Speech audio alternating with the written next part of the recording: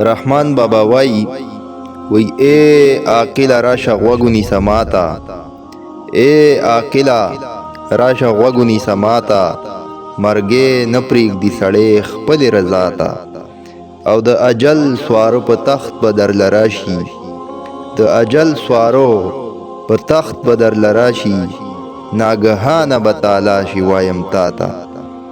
او ډېرې ماتې کړې مرۍ د کبرجنو، ډېرې ماتې کړې مرۍ د کبرجنو، چې له قبره به یې نه کتل هېڅ چاته. بادشاهان یې واړه خاک د بیابان کړل، بادشاهان یې واړه خاک د بیابان کړل، نظر وکړه سکندر پسې دارا ته.